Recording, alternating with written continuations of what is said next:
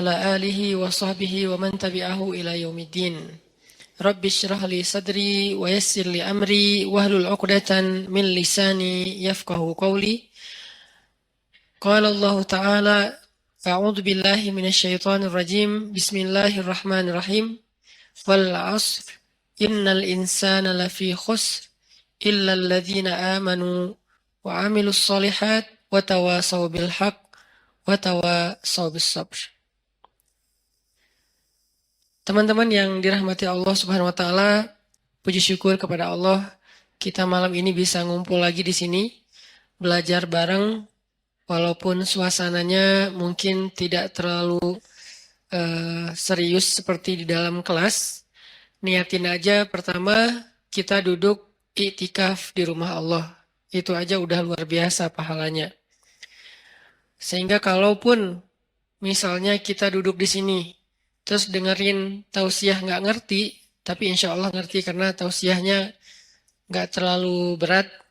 Kalaupun kita nggak ngerti, kita tetap pertama udah dapat pahala iktikaf. Dan iktikaf itu pahalanya kata Nabi, fadzalikumur ribat, seperti orang yang berjihad dengan adegan ribat.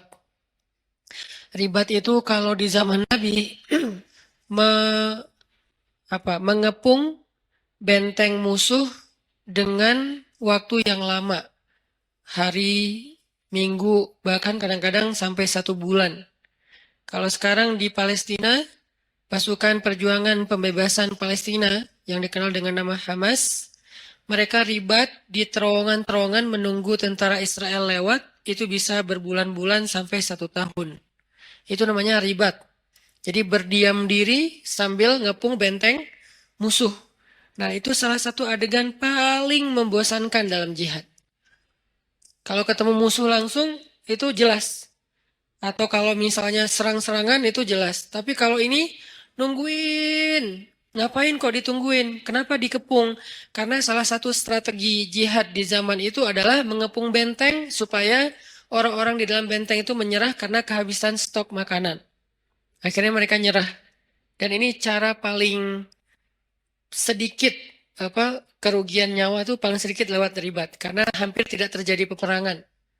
Termasuk Nabi ketika terjadi perang Khandak atau perang Ahzab, itu kan menggali parit ya di sekeliling kota Madinah. Nah, musuh datang ngepung. Sehingga kaum muslimin nggak bisa keluar untuk mendapatkan logistik. Nah, dalam masa pengepungan itu, Allah Subhanahu wa taala mendatangkan angin yang kencang dan dingin sehingga akhirnya pasukan Abu Sufyan atau pasukan orang kafir itu harus meninggalkan pos mereka dan terbukalah jalur akses logistik untuk kaum muslimin. Itu disebut dengan ribat. Dan orang yang melakukan ribat ini terkenal dengan sabarnya. Orang yang melakukan ribat terkenal ahli ibadahnya. Karena kalau mereka dalam kondisi ribat, nganggur, apalagi main game, terus habis baterai, nggak bawa powerbank, kan susah ya. Nah, sehingga orang yang ribat, itu dia nggak entertain. Entertain mereka itu ketika ribat apa? Tilawah. Entertain mereka ketika ribat apa? Sholat. Karena sholat buat mereka itu entertain, hiburan kalau bahasa lebih sederhananya. Soalnya Nabi SAW pernah bersabda ketika mau sholat asar, Nabi bilang kepada Bilal, ya Bilal, arihna bis sholah. Wahai Bilal, istirahatkan kami dengan sholat. Jadi buat mereka sholat itu istirahat. Nah, ini namanya ribat. Yang mampu melakukan amal ini hanya orang-orang istimewa saja. Yang kekuatan sabarnya luar biasa. Dan ayat ribat itu ada di akhir surat Ali Imran. Ya ayyuhalladzina amanu sabiru wasabiru warabitu. Rabitu ribat. Ya ayyuhalladzina amanu sabiru wasabiru warabitu. Dia level ketiga. Wahai orang yang beriman, bersabarlah. Kita aja masih di level ini nih, belajar sabar. Wasabiru, kuatkan kesabaran. Maksudnya apa? Ini untuk level kedua yang ujiannya nggak habis-habis. Kalau bersabar itu ujian pertama. Misalnya ujian sebutlah sakit. Itu isbiru. Udah sakit, nggak punya duit. Wasobiru. Udah sakit, nggak punya duit, nggak ada yang perhatiin. Nah ini nih wasobiru nih. Jadi bukan hanya isbiru. Jadi kalau ada teman kita sakit, isbiru, isbir, sabar ya gitu. Tapi kalau gua bukan cuma sakit fisik, tapi nah kalau udah masuk ke dalam lebih lebih ini lagi tuh berarti udah wasobiru. Berkali-kali terus saja diuji dengan ujian yang bertubi-tubi. Udah sakit, tadi ditinggalin orang yang dia udah sempat kegeeran, atau diharkosin, ya harapan kosong gitu kan. Atau di apa teman-temannya pada cuek sama dia, nggak ada yang peduli, keluarganya jauh, nggak punya uang, dan segala macam bentuk ujian. Kalau udah terkumpul atau beruntun datang ke dalam kehidupan seseorang, maka kalimatnya wasobiru. Kuatkanlah kesabaran. Ini level kedua. Di atas level yang kayak gini, yang ujiannya bertubi-tubi, ternyata ada level warobitu, ribat. Berarti ribat itu lebih daripada sabar dan kuatkanlah kesabaran. Kayak Nabi Ayub itu sabar atau kuatkan kesabaran? Kenapa? Karena ujian beliau bukan cuma sakit. Pertama sakit. Kedua, anaknya satu persatu meninggal. Setiap tahun meninggal satu. Setiap tahun meninggal satu. Sampai habis semua anak beliau. Ketiga, hartanya habis. Sampai beliau tinggal di gubuk kecil. Di tempat yang sangat kayak terpencil gitu. Kayak terusir gitu.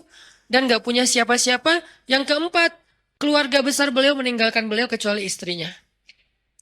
Sampai pernah saudaranya datang pengen menjenguk Nabi Ayub. Tapi mereka cuman dari luar, nggak masuk ke dalam rumah. Kenapa? Mereka ngomong dan kedengaran sama Nabi Ayub.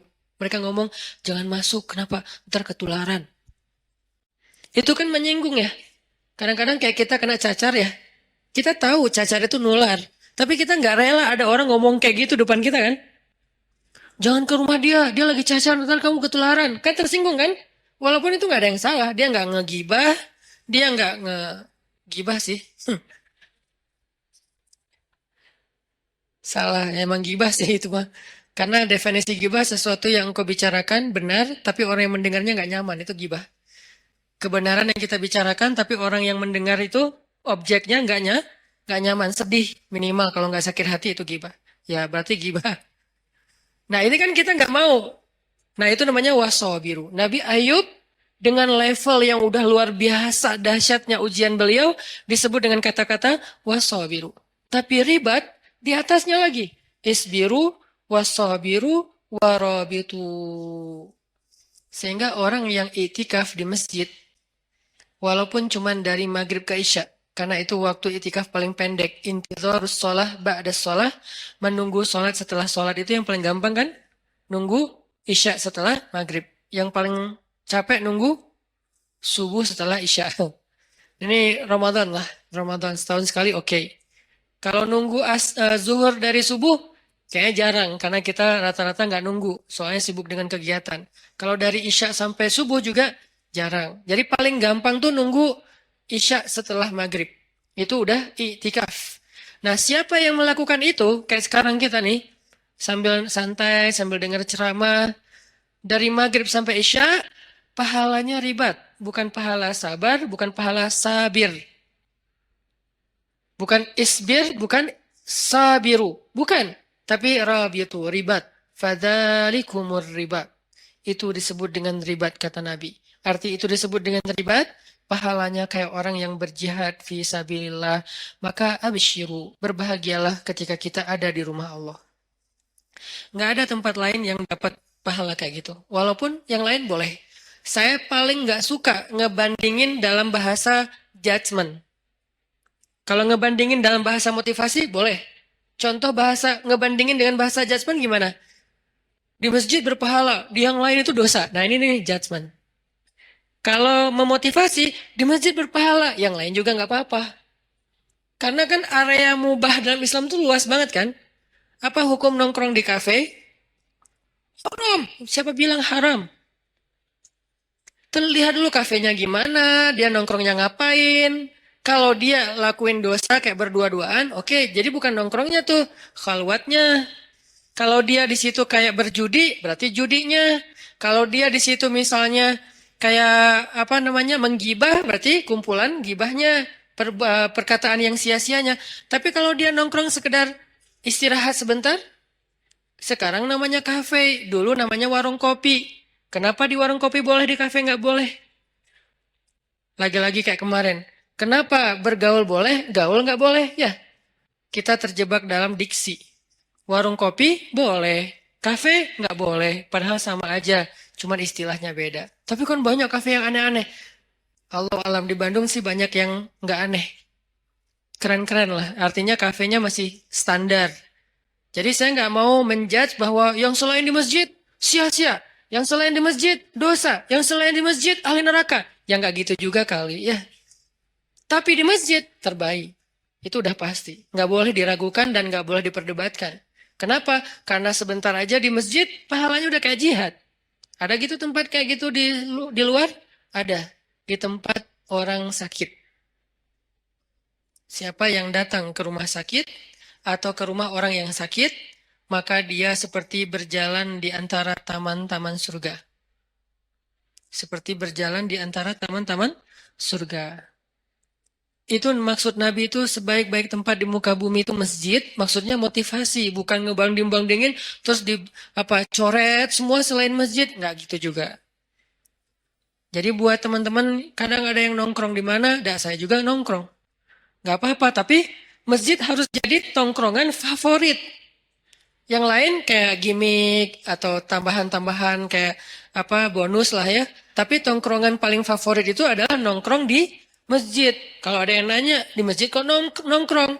Ya nongkrong itu bahasa Arabnya majelis. Iktikaf. Iktikaf itu artinya berdiam diri. Berdiam diri bahasa anak mainnya nongkrong. Ya, sama aja. Jadi ini terjemah. Satu, niatin iktikaf. Niatnya gimana Ustadz? Saya iktikaf, udah selesai gitu. Nggak perlu ribet-ribet. Nggak perlu misalnya harus, aduh, cari dulu di googling. Niat iktikaf, boleh. Nggak apa-apa pakai bahasa Arab. Tapi kalau nggak ngerti bahasa Arab, an-niyah fil qalb. Niat itu di dalam hati. Ya nggak masalah juga. Niatin aja, ya Allah, saya lagi iktikaf di rumah engkau. Izinkan ya, saya jadi tamu. Diam sebagai tamu. Tamu mah jangan terlalu macet ya. Loncat sana, loncat sini, guling-guling. Nah ini mah kalau di rumah kita ada yang kayak gitu gimana? Anak kecil aja, dede, takut pecah inilah apa segala macam. Nah apalagi rumah Allah. Bertamu tenang, saking tenangnya sakinah. Bangun-bangun udah azan isya gitu kan ya.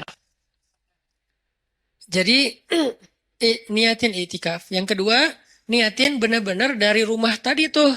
Pas teman-teman berangkat ke sini, niatin ngapain? Mau tolabul ilmi, mencari ilmu. Mencari ilmu, pahalanya gimana? Dari rumah ke sini dihitung sama malaikat. Berapa jaraknya? Nanti dikali sekian. Minimal kali 10. Minimal.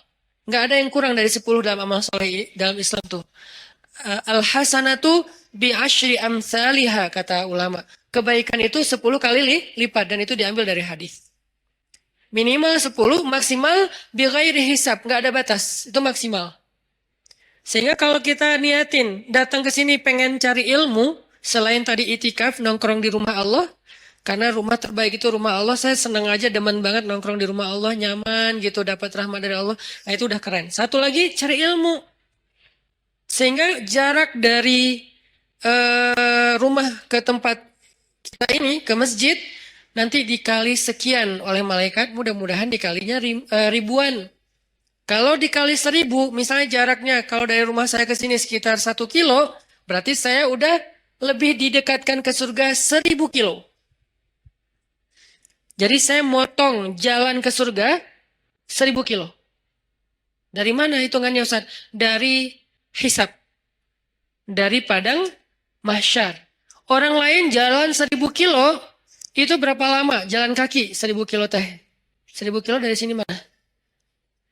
Sini Surabaya itu 700 kilo. Sini Surabaya balik ke Semarang. Nggak ada kerjaan. Dari sini ke Surabaya saya karena nggak tahu kalau Bali berapa ya. Dari sini ke Surabaya, balik lagi ke Semarang, kurang lebih lah ya, 1.000 kilo. Itu kira-kira kalau jalan kaki berapa lama? 2 minggu? Gimana kalau jalan kaki? Cah? Capek. 2 minggu ya? Berarti sekali kita mencari ilmu, Allah menghemat jarak kita ke surga daripada masyar itu 2 minggu minimal. 2 minggu, 2 minggu. Sehingga kalau misalnya kita dawam seminggu sekali kita cari ilmu dikali sekian ribu, berarti insya Allah sudah lebih cepat masuk surga 1 tahun, 2 tahun, 3 tahun, 100 tahun. Itu kalau dikali 1.000. Sedangkan Allah Maha Rahman, wa rahmati wasiat. Rahmat Allah itu luas sehingga bisa aja bighairi hisab. Dikalinya bisa lebih dari 1.000. Ini talabul ilmi. Dan orang yang mencari ilmu itu dinaungi oleh malaikat. Tapi kalau lagi naik motor mencari ilmu jangan lihat ke langit.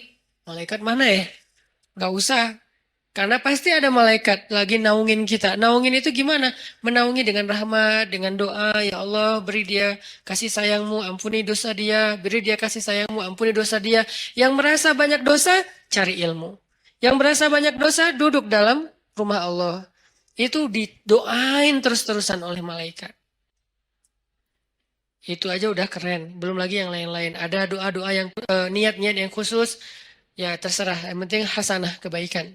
Maka mudah-mudahan malam ini kita duduk di sini doang. Udah kemenangan. Kata Allah. Ulaika ala hudam mir rabbihim. Wa ulaika humul muflihun. Ketika kita ala hudan. Berada di dalam jalannya Allah yang baik, yang benar, yaitu di masjid. Cari ilmu. Berarti muflihun, orang yang beruntung. Qad aflahal mu'minun. Dan seperti inilah harusnya kita menghabiskan usia kita. Terutama anak muda. Sehingga malam ini kita membahas tentang mager. Ini termasuk mager yang berpahala. Magernya di masjid. Gimana magernya? Nggak gerak. Santai. Ada tempat bersandar, bersandar. Tapi jangan rebutan tiang. Sedapatnya aja. Yang nggak dapat pun nggak masalah. Jangan berkecil hati. Nggak dapat tiang, jangan berkecil hati. Bisa di depan. Nanti hitungannya gimana Ustaz? Mana lebih utama ketika kita hadir dalam kajian ilmu? Duduk dekat tiang atau duduk dekat Ustaz? Tergantung. Kalau capek banget, cari tiang. Kita harus berlapang dada dengan semua kondisi orang ya. Nggak boleh kita menjudge. Jangan-jangan yang cari tiang tuh kayaknya nggak ada niat banget nyari ilmu. Belum tentu.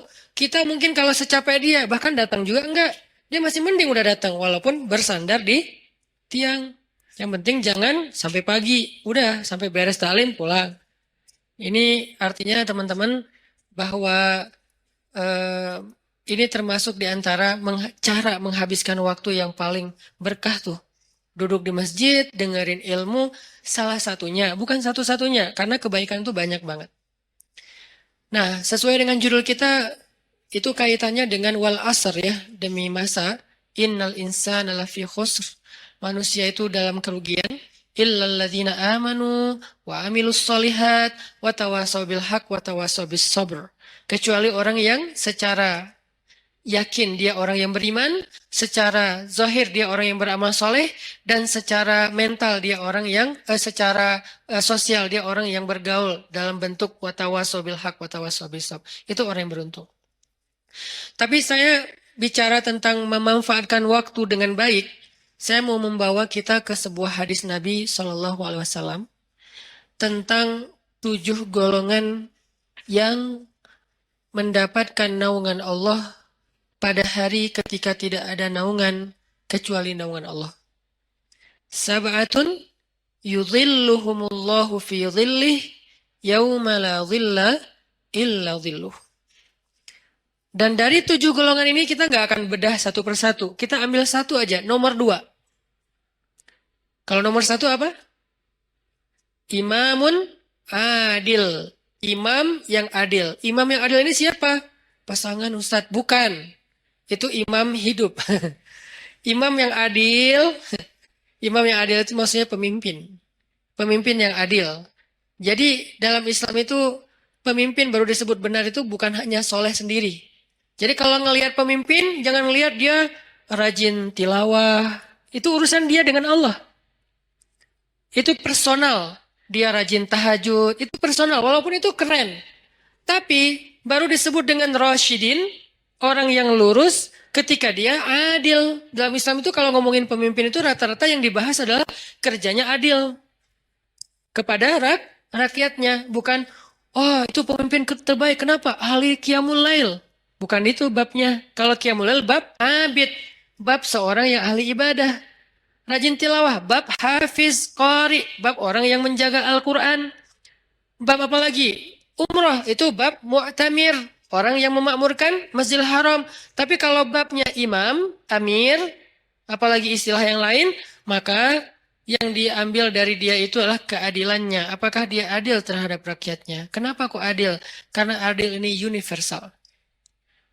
Dia bukan pemimpin bagi umat Islam saja, tapi dia pemimpin bagi semua orang yang ada di dalam tempat wilayah tanggung jawab dia. Ada muslim, ada non-muslim. Apakah dia berlaku adil kepada siapapun? Adil di sini dengan makna yang sebenar-benarnya. Bukan subjektif, diinterpretasi sesuai dengan kepentingan. Bukan, dengan makna yang sebenarnya. Nah, yang kedua, sebelum kita salat Isya, yang kedua, yang paling penting malam ini akan kita bahas, syabun nasya'a fi ibadatillah. Pemuda yang tumbuh dalam ketaatan kepada Allah Subhanahu wa taala. Pertanyaannya, siapakah pemuda? Apakah kita masih termasuk pemuda? Kemudian apa yang dimaksud dengan tumbuh dalam ibadah kepada Allah? Saksikan episode setelah sholat Isya. Barakallahu fiik.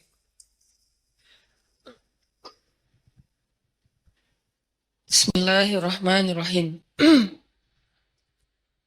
Teman-teman semuanya yang disayang Allah Subhanahu wa taala.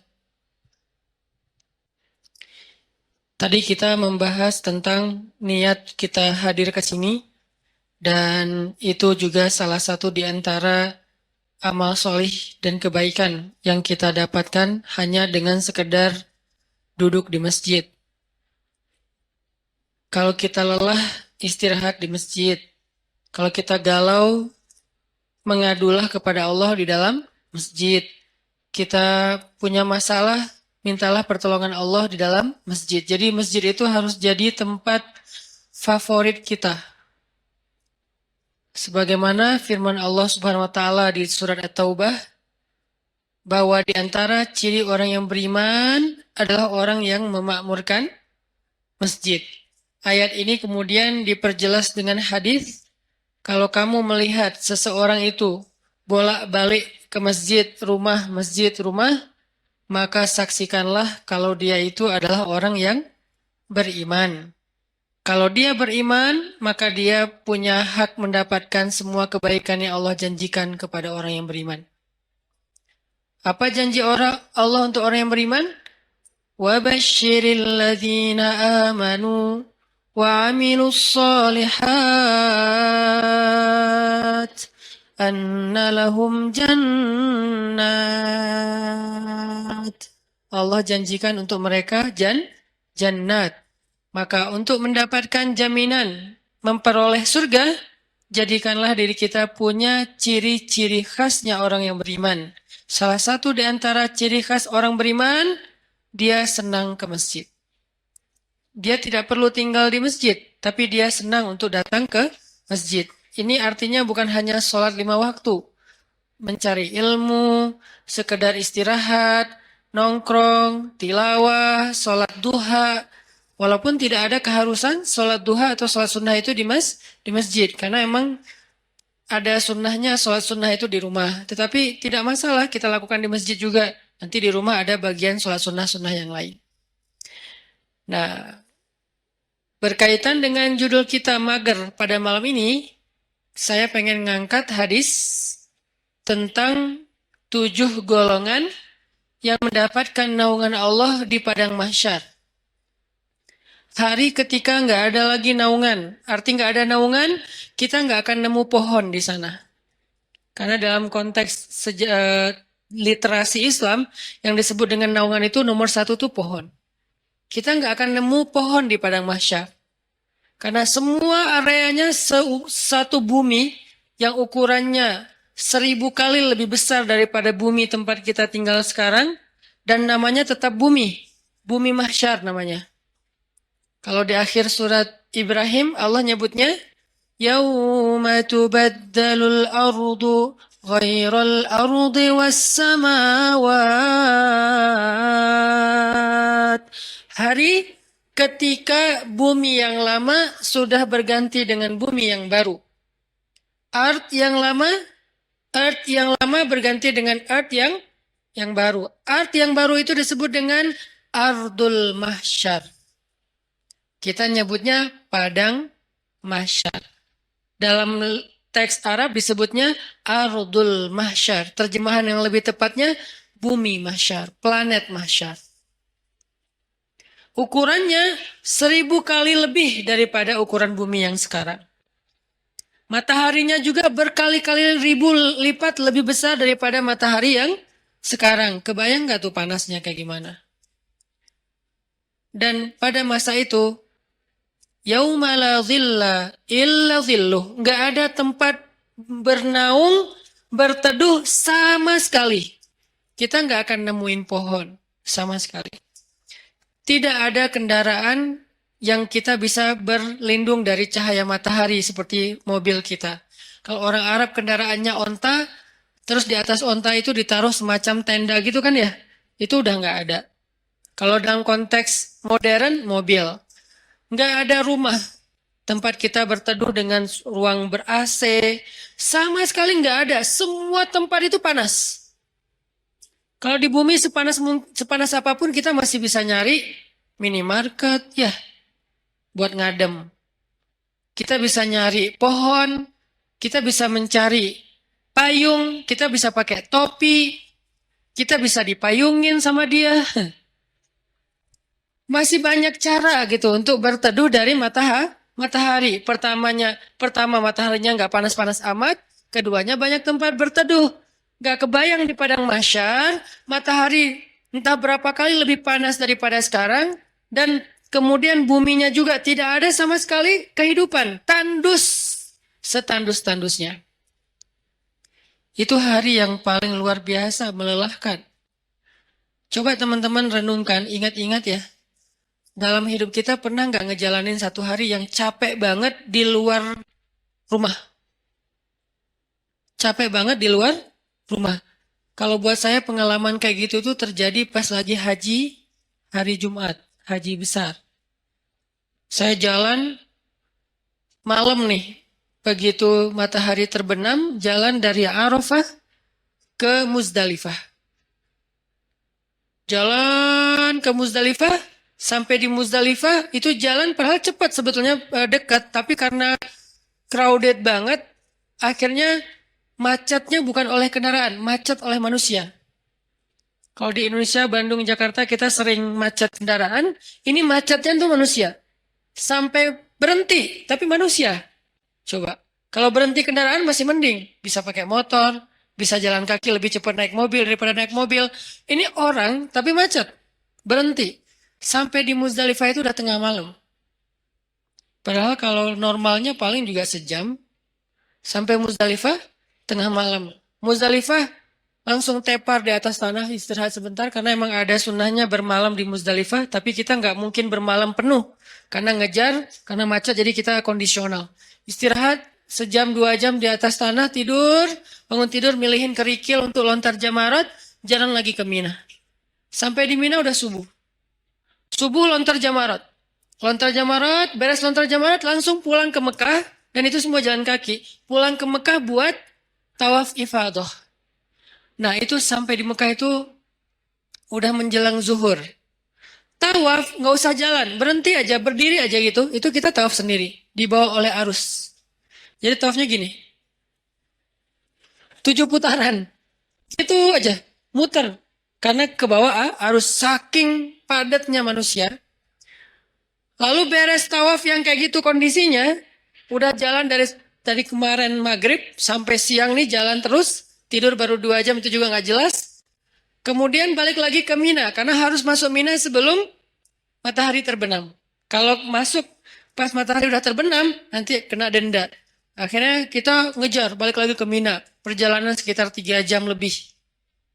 Itu adalah hari yang paling melelahkan dalam hidup saya di luar rumah. Dan padang mahsyar, kalau dibandingkan dengan itu tuh bukan kerikil lagi.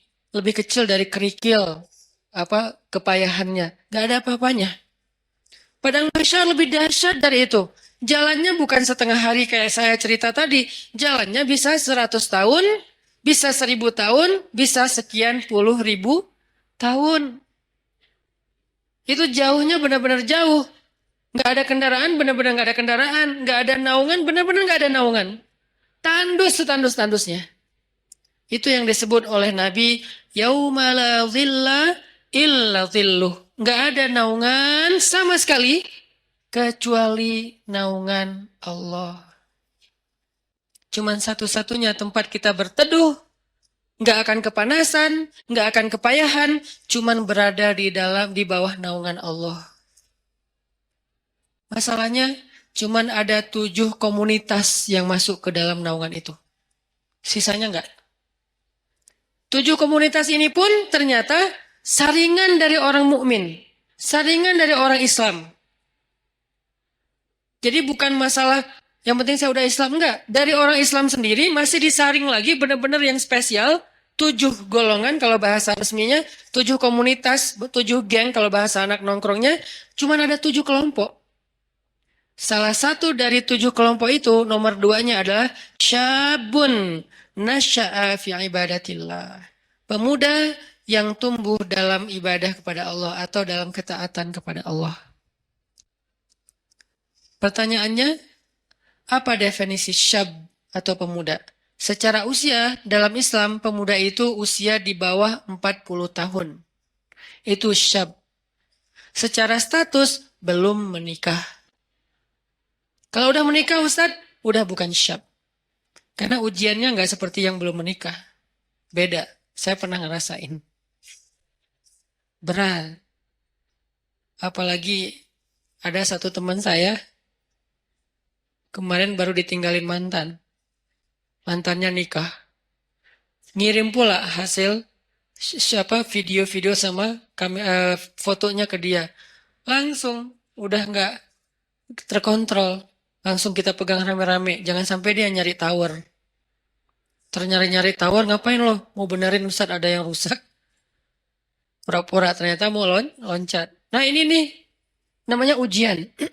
Ujian ketika kita belum menikah, ujian di usia muda, di bawah 40 tahun, kalau belum menikah tapi udah di atas 40 tahun, beda lagi. Usianya di bawah 40 tahun, secara status belum menikah. Karena kalau udah menikah, dia udah ngerasain ketenangan, sakinah. Litas kunu ilaiha. Supaya kalian cowok-cowok merasa tenang kepada perempuan. Udah tenang. Tapi kalau sebelum menikah, itu zulzilu. Zulzilu itu kalau dalam bahasa kita tuh gempa dengan skala 9,8 skala Richter. Itu zulzilu tuh. Sampai ada ayat zulzilu iza zulzilatil ardu, dan yang tahu banget ayat itulah jomblo. Zilzal, kehidupannya itu terguncang luar biasa. Ngelihat orang semuanya kayak dia paling sengsara di muka bumi. Ngelihat setiap orang tuh deg-degan. Ngelihat cewek deg-degan. Dan apalagi ngelihat ceweknya crowd kayak gini gitu ya. Baru masuk di depan mall, aduh saya kok deg-degan ya. Zulzilu, guncangannya tuh luar biasa. Kalau yang udah, sakinah, santai. Karena di sebelahnya ada istri. Kalau nggak ada istri, deg-degan juga. Intinya mah, beda ujiannya. Karena beda ujiannya, maka beda pula rewardnya. Al-jaza ala qadril masyaqqah. Balasan Allah itu tergantung beratnya beramal. Buat yang masih sendiri, beramal itu lebih berat. Kenapa? Karena zilzal dalam di batinnya itu kenceng. Godaannya tuh banyak. Mikirin itu nggak jelas apa yang dipikirin. Karena ya gitu, kondisinya tuh antara kayak nggak ada kejelasan status. Apalagi dia udah sendiri digantung. Kan lebih nggak jelas lagi ya. Saya gimana? Berat statusnya. Nah ini nih ngeri banget ujiannya.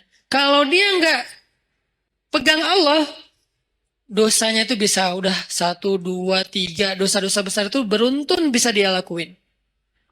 Udahlah kayak gitu, nggak tahu harus melampiaskan kepada yang halal, dia tinggal di antara kelompok masyarakat yang tidak terjaga, yang penuh fitnah, tinggal di kos-kosan, kos-kosannya campur cewek cowok, dan di situ itu anak-anak yang mungkin belum semuanya pada paham agama atau taat beragama, sehingga biasa aja ngobrol, keluar dari kamar itu pakai daster biasa.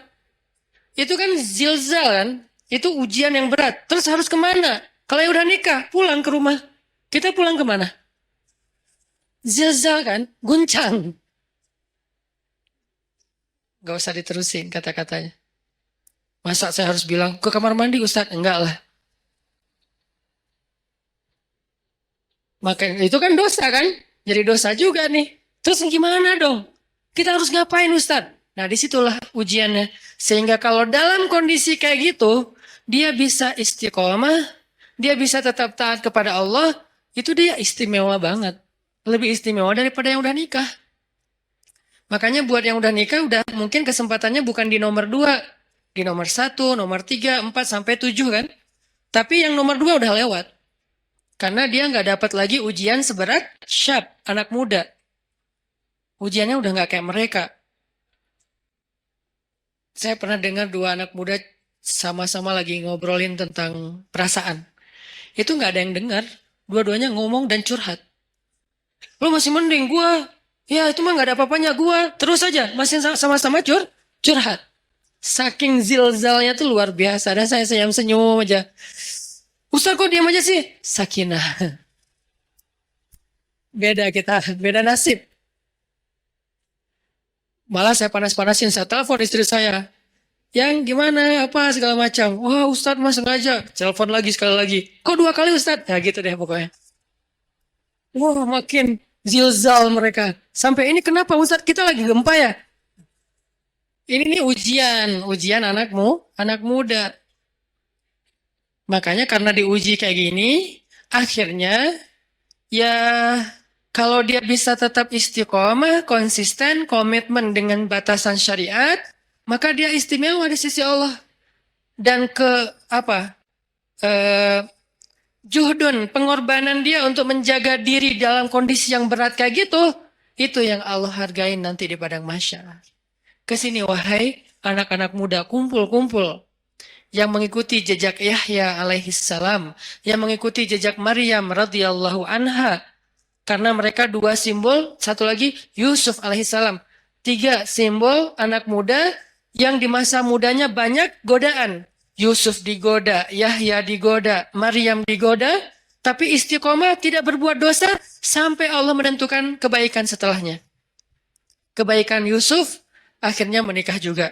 Kebaikan Yahya akhirnya syahid. Kebaikan Maryam akhirnya diberikan anak tanpa punya suami.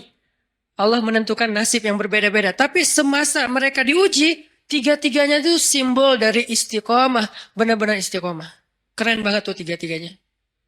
Maryam saking istiqomah, hampir gak kenal cowok dalam hidupnya. Hampir gak kenal cowok dalam hidupnya. Yusuf saking istiqomah, itu digoda sama cewek di dalam ruangan. Dan ceweknya itu bukan cewek biasa. Bukan hasil editan pas ketemu kok beda. Enggak. Ini cewek benar-benar cantik, nggak diedit, emang benar-benar cantik. Dan insya Allah semua ada di sini.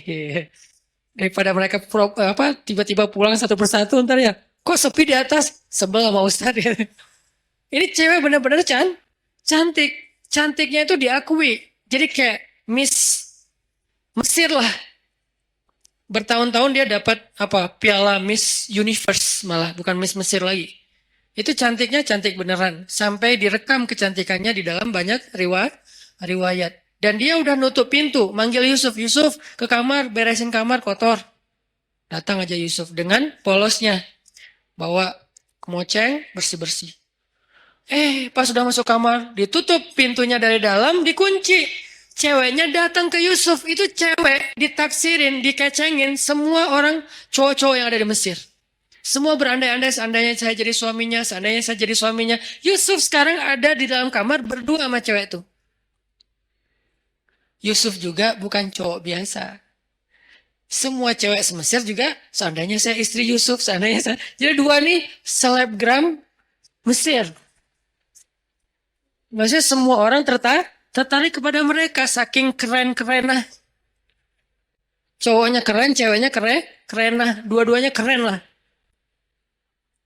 Ini dua orang yang keren nih berkumpul di satu ruangan, dikunci, dan ceweknya tuh rawadathu. Rawadat itu ngegodain.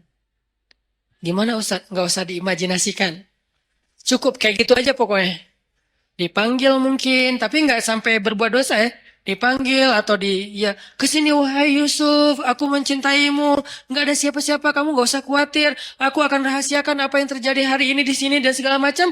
Wah itu udah luar biasa. Wahamad bihi, dia tuh bergairah kepada Yusuf. Dan Yusuf normal. Kalau nggak normal nggak ada ujian. Maaf saya nggak tertarik sama cewek. Ya nggak ada mas, nggak ada ujian. Jadi nggak perlu diteladanin kan, karena dia tidak wajar. Tapi Yusuf ini normal. Apa dalil bahwa Yusuf normal? Wahamma biha. Oke, kalau kita baca Quran tuh tafsirnya tuh yang detail, kata demi kata. Wahammat, wahammat bihi, wahamma biha.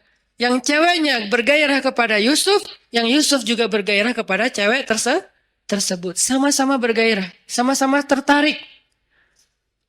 Tiba-tiba Allah tunjukin burhan, muncul wajah Yakub di depan Yusuf. Yakub dalam keadaan ekspresi sedih, gini aja. Gitu ekspresi Yakub. Sedih banget Yusuf sampai kayak gini. Jangan sampai nak, ayah bakal kecewa banget kalau kamu sampai ngelakuin ini. Buat apa ilmu yang ayah ajarin selama ini? Buat apa pengorbanan ayah selama ini? Kamu lupa dengan semua nasihat ayah seolah-olah ya. Tapi dalam bentuk film yang kayak 3D banget. Dan itu ada di depan muka Yusuf, disebut dengan istilah burhan kalau dalam teks ayatnya. Burhan itu tampil wajah Yakub dengan wajah sedih. Langsung Yusuf lupa sama cewek itu, lari, ditarik dari belakang. Saking kencengnya narik, sampai sobek bajunya. Banyak pelajaran sih dalam adegan ini. Salah satu pelajarannya itu tentang parenting, tentang apa cara ayah mendidik anak sampai muncul burhan itu gimana. Nanti di kesempatan lain lah kita bahas. Saya dulu pernah ngisi satu materi tentang parenting, saya cuma membahas burhan aja.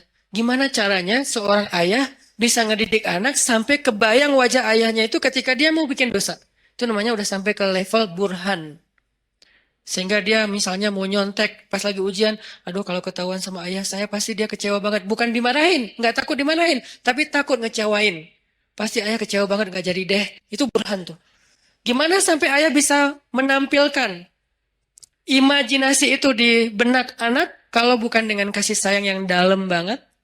Gak bisa dengan paksaan, harus dengan kasih sayang dalam. Dan Yusuf dan Yakub adalah simbol ayah yang kasih sayangnya luar biasa. Sampai bisa munculin burhan. Tapi yang kita bahas adalah ujiannya Yusuf. Selamat. Ini nih baru disebut dengan syabun nasya'a fi ibadatillah. Tumbuhnya itu dalam keadaan taat kepada Allah. Dan ukuran taatnya apa Ustadz? Ukuran taatnya adalah tinggalkan dosa. Kalau bahasa di bio saya, sedikit dosa. Kok pakai kata sedikit nggak punya dosa Ustadz? Nggak boleh kita bilang nggak punya dosa. Arti sedikit dosa itu adalah dosanya yang tinggal yang kecil-kecil aja. Yang besar tinggalin. Yang kecil kenapa kok masih ada? Karena nggak sengaja, lupa. Itu kan ada pasti sisa ya. Nggak mungkin nggak. Kalau kita bilang nggak punya dosa, namanya kultus diri sendiri. Kata Allah, la tuzakku anfusakum huwa a'lamu bimanittaqo. Janganlah kalian menganggap diri kalian suci. Nggak boleh. Makanya saya bilang, banyak main, banyak manfaat, banyak pahala, sedikit dosa. Itu pakai hasil renungan. Jadi bukan kok sedikit dosa. Harusnya kan nggak punya dosa. Nggak bisa. Cuma Nabi SAW yang nggak punya dosa. Sisanya sampai Abu Bakar juga punya dosa. Cuman dosa beliau sudah diampuni oleh Allah. Karena solehnya luar biasa. Kalau kita, sebagian udah diampuni, sebagian lain mungkin belum. Karena belum bertobat benar-benar dengan nasuha. Tapi usahain tinggalkan dosa. Kita cukup ninggalin dosa aja. Itu tuh udah jadi syabun nasya'a fi ibadatillah. Kalau ibadah Ustadz, ibadah yang wajib itu udah pasti. Karena kalau kita ninggalin yang wajib berarti dosa. Gimana dengan ibadah sunnah, tahajud, puasa sunnah, tilawah, itu bonus. Jangan sampai kita mendahulukan yang sunnah atas yang wajib dan melakukan yang haram. Itu enggak, udah salah rumusnya. Ada orang tahajud rajin, tapi dia nggak bisa jaga lisan. Ada orang tahajud rajin, tapi dia nggak bisa jaga pandangan. Yang disebut dengan syabun nasya'a fi ibadatillah dalam konteks hadis tadi, dia usahain sedikit mungkin dosanya, tinggalin dosa. Terutama dosa-dosa yang berhubungan dengan godaan di masa muda. Kalau teman-teman bisa istiqomah dalam urusan ini, urusan perasaan, urusan pergaulan yang paling berat, urusan entertain yang berlebihan, karena entertain itu ada yang masih wajar, ada juga yang berlebihan. Urusan apa lagi? Dosa-dosa maksiat seperti minum, kemudian pakai drugs dan seterusnya, atau mungkin the new drugs itu pornografi dan seterusnya. Ini bisa ditinggalkan. Udah sampai kapan Ustaz batasannya? Antara dua batasannya. Batasan status berarti menikah, batasan usia berarti 40 tahun. Kalau udah lewat 40 tahun, insya Allah ujiannya nggak seberat di bawah 40 tahun. Kalau kita bisa jaga diri di masa itu, pergaulan, perasaan gimana Ustaz? Jangan terlalu mudah jatuh hati kalau belum halal. Ustaz itu kan nggak disengaja, jangan diikutin. Kadang-kadang dia emang nggak disengaja, munculnya itu dari setan. Yuwaswisu fi sudurinas. Ih, cantik ya. Udah jangan diterusin, jangan dibahas. Begitu kita sekali klik, udah kita dibahas, maka itu jadi sebuah episode. Jadi episode yang panjang. Dan endingnya air mata dan penyesalan. Biasanya. Jangan dibahas. Ustadz bahas, kan ini nasihat. Saya nggak lagi ngebahas bab-bab yang detail kayak gitu. Karena saya ini ngomong based on pengalaman ya. Karena semua kita pernah merasakan masa-masa muda yang gejolak tadi, zilzalnya, guncangannya kenceng banget. Itu tuh kalau ada kayak gitu jangan diterusin. Jangan berpikir ada orang yang dia nggak punya pacar berarti dia nggak normal. Enggak, dia normal. Cuman dia nggak mau nerusin. Emang dia nggak pernah kepikiran kayak apa tertarik dengan seseorang? Tertarik kalau dia normal. Cuman nggak diterusin, nggak mau dibahas, nggak mau diingat-ingat. Caranya dia menyibukkan dirinya dengan hal-hal yang positif. Bisa proyek sosial, bisa juga spiritual. Proyek sosialnya bantu orang, bikin proyek-proyek yang sifatnya healthcare kayak atau kemanusiaan kayak atau apalah, atau proyek yang sifatnya spiritual ya kayak ke masjid, itikaf, tilawah, mumpung masih muda, ya udah gua ikut program hafal Quran. Itu menyibukkan diri biar nggak sempat kepikiran yang kayak gitu-gitu. Kan kalau udah ngafal Quran, habis semua tuh energi pikiran kita buat ngafalin Quran. Ya udah, paksain aja diri kita datang ke sebuah lembaga penghafal Quran yang udah kayaknya mungkin paling nyaman, ada banyak. Mungkin kalau di Pemuda Hijrah ada teras tahfiz gitu ya. Datang, saya pengen daftar. Saya sungguh-sungguh pengen daftar. Udah bisa baca Quran belum? Ya udah mulai dari baca Quran dulu. Ya udah saya daftar tahsin, belajar tahsin. Sibukkan. Udah sibuk kayak gitu nggak sempat kepikiran lain. Kalau masih kepikiran berarti kurang sibuk. Kalau masih kepikiran berarti kurang sibuk. Cari lagi sampai sibuk. Sampai nggak sempat mikir. Itu baru namanya nasya'a, tumbuh. Jadi kalau kita bedah kata demi kata, syabun artinya tadi udah jelas pemuda. Sekarang nasya'a itu tumbuh. Artinya tumbuh itu menghabiskan waktu. Arti tumbuh menghabiskan waktu, menghabiskan usia, menghabiskan harinya. Berarti daily activity-nya apa? Daily life-nya itu apa? Kita sibukin daily life kita dengan semua yang membuat kita nggak sempat mikirin dosa. Gimana caranya? Pilih dari 3 kesibukan secara value-nya. 1, menyibukkan diri dengan yang wajib. Gimana menyibukkan diri dengan yang wajib, Ustadz? Sholat 5 waktu, biar sibuk ke masjid. Kalau nggak ke masjid kan nggak terlalu sibuk ya. Tinggal wudhu, sholat di tempat kita berada. Jadi kan nggak terlalu sibuk kan? Tapi kalau biar sibuk, takes time, dan lumayan effortnya lebih, wudhu ke masjid. Terus sampai di masjid, insya Allah auranya beda tuh. Ketimbang kita di tempat kita doang. Ini saya nggak ngomongin hukum, saya ngomongin motivasinya, fadlnya, keutamaannya. Apa? Ditasji kalau dalam bahasa Arabnya. Ditasji kepada kebaikan. Sibukkan, nasya'a itu menyibukkan diri dengan sesuatu yang membuat pertumbuhannya itu semuanya atau nggak semuanya pun mayoritasnya positif. Daily life kita tuh mau diapain? Yang wajib ibadah misalnya, yang wajib orang tua misalnya, berbakti sama orang tua. Itu udah lumayan tuh ngambil waktu kita jadwalin. Kalau misalnya kita ngerantau, telepon, WA, jadwalin kalau kita dekat sama orang tua tuh datang ke orang tua, ada waktu bersama dengan orang tua ngapain gitu. Keluarga kalau dengan orang tua plus dengan adik kakak atau apa. Pokoknya keluarga ini silaturahim kan. Kalau bahasa lebih ini lagi, silaturahim jalin, sibukkan dengan yang wajib. Ustadz, yang wajib udah sholat 5 waktu, telepon orang tua, tilawah sehari minimal 2 lembar. Minimal, itu wajib. Di atas itu sunnah. Sejus, normalnya, idealnya sejus. Minimal 2 lembar lah sehari. Udah Ustadz, masih banyak waktu kosong. Yang sunnah. Sibukkan dengan yang sunnah. Yang sunnah apa? Ya tadi, kalau ibadah yang sunnah, sifatnya sholat sunnah, puasa sunnah, tilawah tambahan dari target 2 lembar, apalagi zikir. Ustadz, nggak semua yang sunnah saya sanggup sekaligus. Karena kan kita nih bukan orang yang keren-keren amat ya Ustadz. Oke, nggak apa-apa. Nggak, yang wajib 10%. Oke? Yang sunnah 20%. Masih sisa berapa? 70%. Habiskan buat yang mubah, boleh. Karena yang wajib dalam kehidupan kita kan nggak banyak kan sebetulnya. Yang sunnah lebih banyak dari yang wajib. 20%. Atau yang wajib 20%, yang sunnah 30%. 50%-nya mubah. Arti mubah apa? Enggak berpahala, tapi juga enggak dosa. Dia enggak berpahala, tapi juga enggak dosa. Emang boleh Ustaz? Ya boleh lah. Makanya Islam itu luas. Syumuliyatul Islam. Orang banyak ngebahas Islam itu dari sisi satu bab doang nih. Parsial banget. Wajib aja. Jadi seolah-olah Islam itu cuma ada satu kata. Harus. Itu doang. Atau 2. Harus dan haram. Udah. Jadi hidup kita tuh kayak berat banget ya. Harus ya. Kalau nggak haram ya. Nggak ada pilihan. Karena yang dibahas dari Islam itu parsial banget. Cuman bagian kecil. Sementara ada bagian yang begitu luas dalam kehidupan kita 24 jam.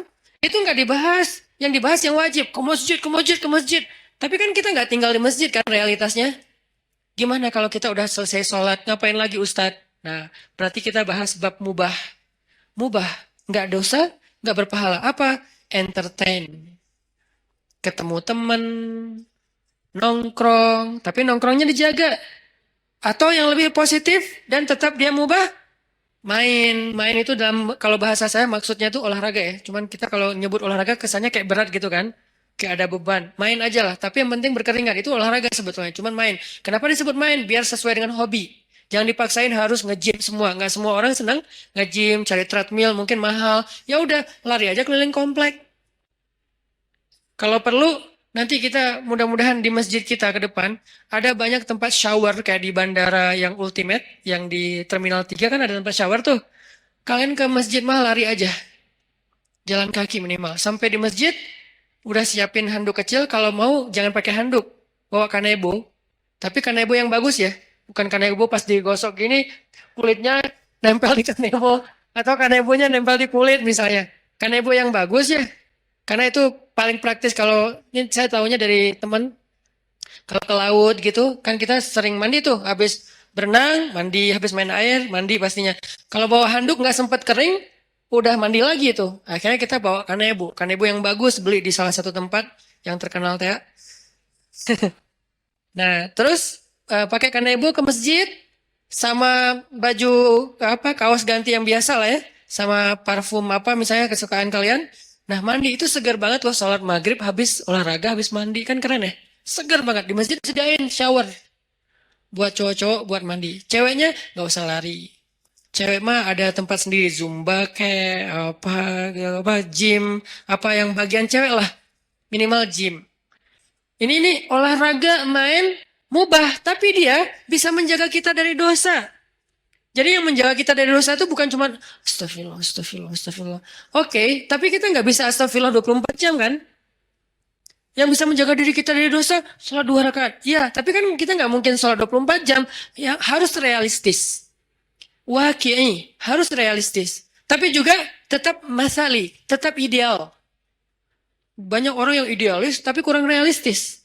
Terlalu realistis jadinya nanti apa? Memudah-mudahkan, tasayyub. Makanya dalam Islam tuh nggak boleh kita terlalu idealis, perfeksionis, disebut dengan takalluf. Nggak boleh juga terlalu realistis sampai melupakan idealisme, disebut dengan tasayyub. Ada takalluf, ada tasayyub. Dua-duanya nggak boleh dalam Islam. Yang benar wasatiyah. Dia proporsional.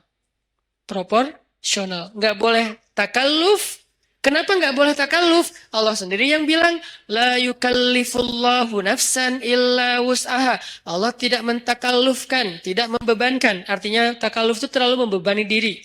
Jangan juga tasayyub yang terlalu meringan-ringankan masalah. Semua jadi boleh. Maka bermainlah di tengah.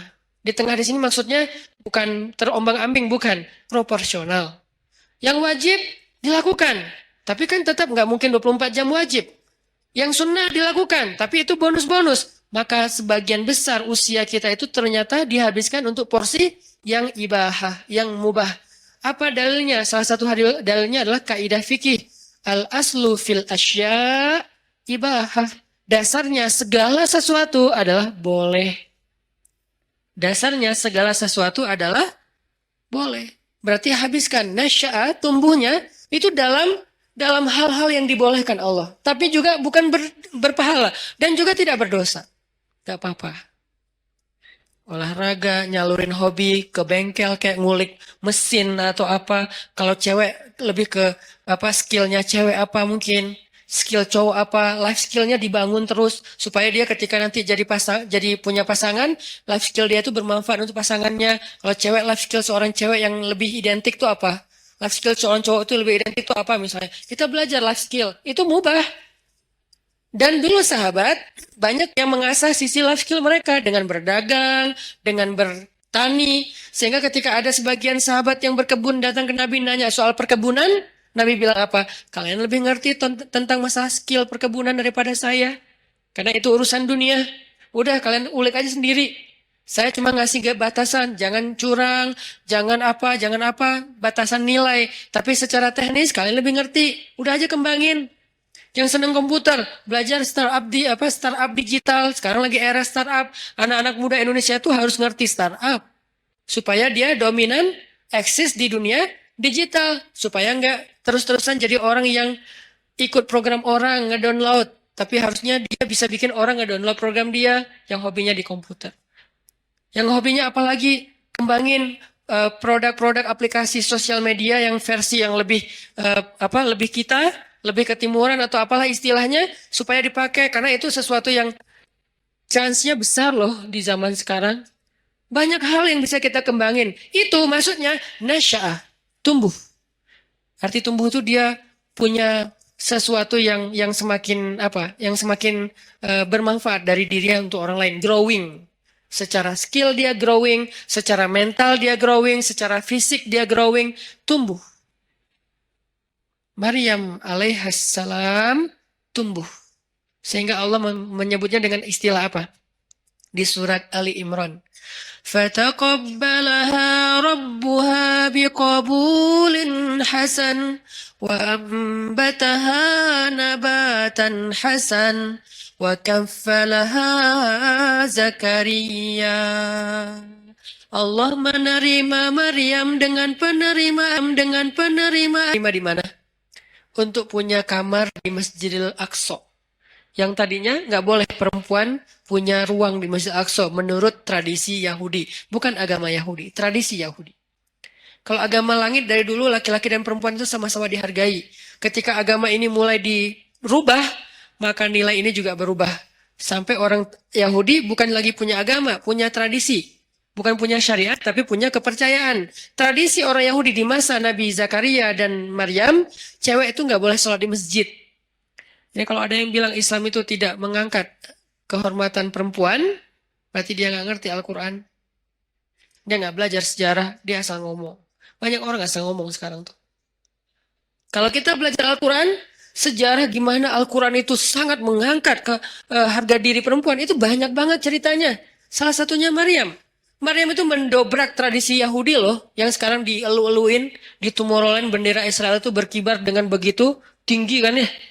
Paling banyak bendera di Tomorrowland kan bendera Israel kan. Kita lihat di mapnya pesawat, rata-rata pesawat internasional nggak ada Palestina, adanya Israel. Dan saya sangat tersinggung karena yang benar adalah Palestina. Artinya yang kita bangga-banggain, moderat lah, cerdas lah, apa segala macam, seolah-olah mau diikutin agama mereka, tradisi mereka pelan-pelan, justru mereka menghancurkan dan meremehkan perempuan. Perempuan dijadikan pajangan. Apakah itu yang dianggap dengan menghargai perempuan? Sesuatu yang dipajang itu kan berarti jadi barang. Yang berharga itu nggak boleh dipajang. Yang berharga itu ditaruh di box. Boxnya ditaruh di dalam sebuah peti atau di dalam sebuah loker, dalam lemari, lemarinya dikunci, kamar dikunci, pintu dikunci, gerbang digembok. Namanya safety box. Saking berharga. Karena kurang berharga di display. Siapa aja boleh nyentuh, siapa aja boleh lihat, siapa aja boleh bolak-balik, taruh lagi, datang lagi yang baru, bolak-balik naruh lagi. Kenapa? Kurang berharga. Sekarang kalau kayak gitu, kira-kira siapa yang lebih menghargai perempuan? Yang menjaganya dengan menutupnya, dengan menjaga batasan, jangan terlalu banyak bergaul ke semua laki-laki, kecuali yang ada urusan-urusan yang penting saja. Atau yang buka-bukaan, display di banyak produk, di banyak event, di banyak festival. Mana yang lebih menghargai perempuan? Kalau mau dilihat dari sisi realitasnya. Baca nanti sejarah Maryam. Maryam tuh mendobrak tradisi Yahudi. Yang tadinya perempuan ditolak di masjid. Masjid Al-Aqsa. Ditolak. Datang Maryam dibawa oleh Zakaria. Rame tuh di antara rabi-rabi Yahudi. Orang-orang pemuka agama Yahudi debat. Wahai Zakaria, kamu sudah mencoreng tradisi nenek moyang kita. Mana pernah di Masjid Al-Aqsa ini ada perempuan. Mereka lupa bahwa bahwa agama ini berasal dari seorang laki-laki yang punya istri, yang punya anak perempuan, yang punya ibu. Manusia biasa yang tidak jauh dan tidak bisa lepas dari kehidupan seorang perempuan. Mana pernah di Masjid Al-Aqsa itu ada perempuan dan nggak boleh perempuan itu rendah, nggak boleh dia sama dengan laki-laki. Itu tuh doktrin Yahudi loh. Perempuan itu rendah sehingga dia tidak boleh diberikan hak yang sama dengan laki-laki. Perempuan itu hina, jadi nggak boleh masuk ke masjid yang mulia. Laki-laki doang yang mulia dan boleh masuk. Itu tradisi Yahudi sebelum datangnya Maryam. Datang Maryam, Allah takdirkan namanya pun Maryam. Dan tahu arti Maryam? Khadimah. Maryam itu artinya pelayan masjid. Itu arti Maryam. Saya memberi nama anak saya dengan kata Maryam, berharap dia melayani agama. Makanya saya kasih nama Maryam. Jadi saya tahu asal-usul nama itu, sehingga saya bangga dengan nama Maryam. Bukan, oh pasaran Ustadz, biarin aja. Pasaran mungkin namanya, tapi sejarahnya nggak pasaran. Coba cari sejarah seperti Maryam, ada nggak yang nomor 2? Nggak ada, cuma ada 1. Sejarah orang kayak Maryam, ada 2-nya nggak? Nggak ada, cuma ada 1. Yang sekeren itu. Kalau ada sejarah yang lain, beda cerita. Khadijah keren, beda cerita. Fatimah keren, beda cerita. Asiyah keren, beda cerita. Tapi yang kayak Maryam, nggak ada, cuma 1. Yang paling kerennya, dahsyatnya luar biasa. Bahkan di antara 4 perempuan sempurna ini, sebagian ulama berpendapat Maryam nomor 1-nya. Jadi saya kasih nama Maryam, saya berharap ya Allah, kelak mudah-mudahan anak saya ini Maryam menjadi khadimah lidinik, menjadi pelayan untuk agamamu. Arti melayani agama, dia memperjuangkan agama dengan potensi yang dia miliki. Maryam, makanya takdirnya bernama Maryam khadimah di Masjid Al-Aqsa. Akhirnya debat adu dalil. Setelah adu dalil kalah nih rabi-rabi karena memang mereka bukan nabi kan, ngelawan Zakaria yang nabi, yang cerdas, yang bijaksana. Akhirnya Allah berfirman, "Fataqabbalaha Maryam biqabulin hasanin." Allah menerima Maryam dengan penerimaan yang baik. Maksudnya Allah memuliakan Maryam. Berubahlah tradisi Yahudi sejak saat itu. Sejak Maryam masuk ke Masjid Al-Aqsa, perempuan-perempuan Yahudi mulai boleh masuk ke Masjid Al-Aqsa. Alasannya, tuh Maryam boleh, masa kami nggak boleh? Akhirnya boleh. Ini sejarah gimana agama-agama langit yang ditutup dan disempurnakan dengan Islam sangat menghargai perempuan. Tapi kan banyak laki-laki muslim tidak menghargai perempuan. Itu namanya human error. Bukan sistemnya yang error. Bukan syariatnya yang error. Orangnya yang error. Dan ia tidak mewakili Islam. Dia mewakili dirinya sendiri. Akhirnya Maryam tinggal di situ. Lalu ada kalimat wa ambataha nabatan hasana. Lalu dia tumbuh di sana dengan pertumbuhan yang baik. Nah, ini yang berkaitan dengan tema kita. Tumbuh dengan pertumbuhan yang baik. Bisa nabata, bisa nasya'a. Kenapa untuk Maryam pakai kata nabata? Malam ini agak sedikit banyak ngulas tafsir ya. Kenapa Maryam pakai kata nabata tidak nasya'a? Sedangkan hadis tentang pemuda tadi nasya'a, tumbuh. Kalau Maryam nabata, nabatan, wa ambataha nabatan hasanan. Kenapa nabata? Karena Allah pengen menghargai Maryam dengan istilah apa? Tumbuhnya pakai istilah bunga. Bunga itu nabata. Makanya jadi bahasa Indonesia, nabati. Tumbuh-tumbuhan. Kan saya dulu ngajar bahasa Arab. Lumayan lama. Jadi saya tahu banget bahasa Indonesia itu banyak banget nyerap dari bahasa Arab.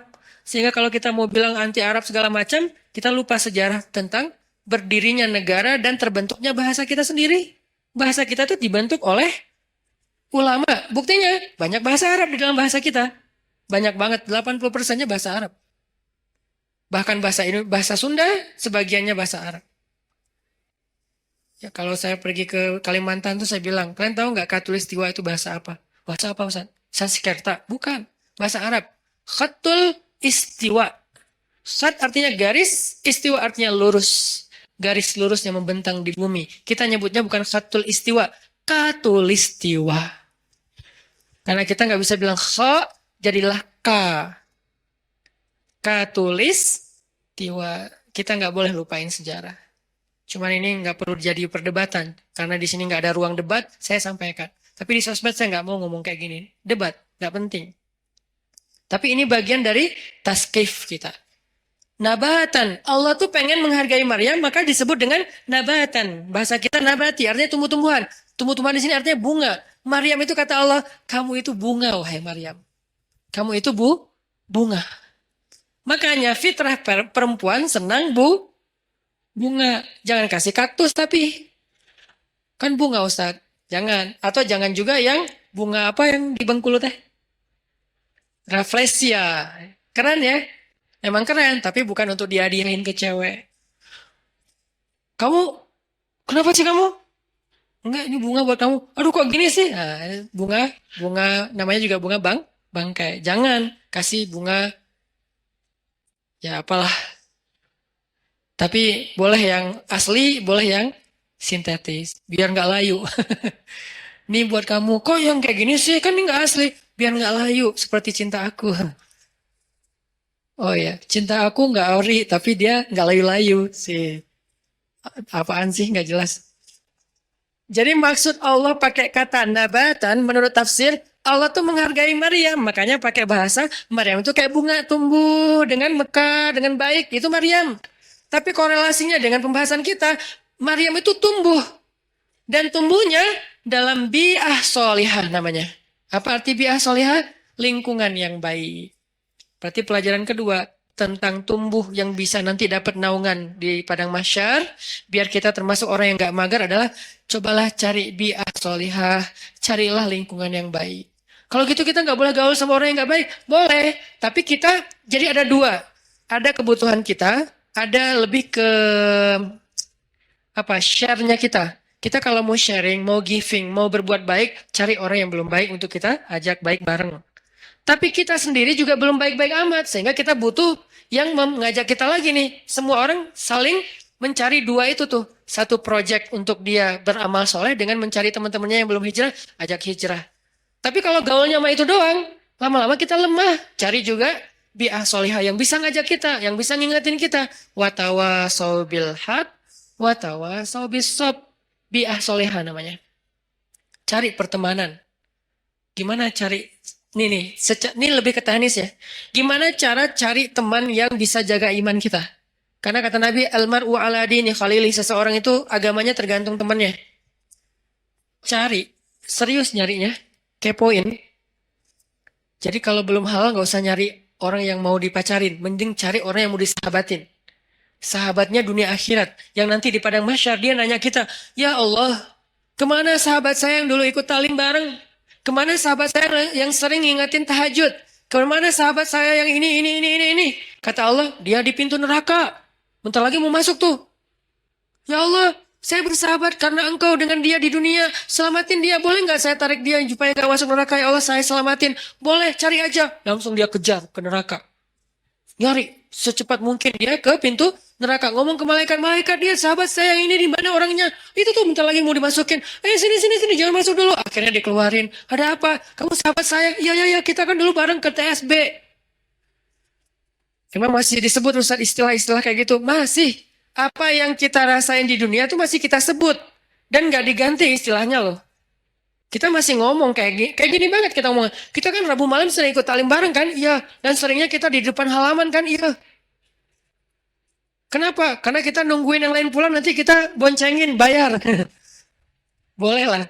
Yang penting dia pernah ke masjid bareng. Ya udah, terus apa gimana nih? Allah memberi izin saya untuk menyelamatkan kamu dari neraka. Masuk. Nah, ini orang kayak gini harus dicari. Dia tuh nemenin kita di dunia dan akhirat loh. Lebih penting daripada pacar. Kecuali pacar halal. Kalau pacar halal udah nggak ada lah yang bisa dibandingin ya. Udahlah terbaik itu mah. Tapi kalau ini mah beda project. Pacar halal kan untuk membahagiakan kita ya. Kalau ini untuk menyelamatkan kita. Bukan membahagiakan. Mungkin dia nggak akan ngebahagiain kita.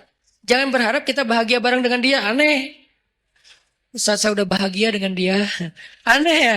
Dia nyelamatin agama kita. Maksudnya nyelamatin kita dari dosa. Nyelamatin kita dari pas lagi kayak futur, istilah anak-anak aktivis teh. Futur itu pas lagi down, ya drop imannya itu. Dia nyelamatin. Caranya gimana? Cari orangnya yang agamanya bagus. Arti agamanya bagus.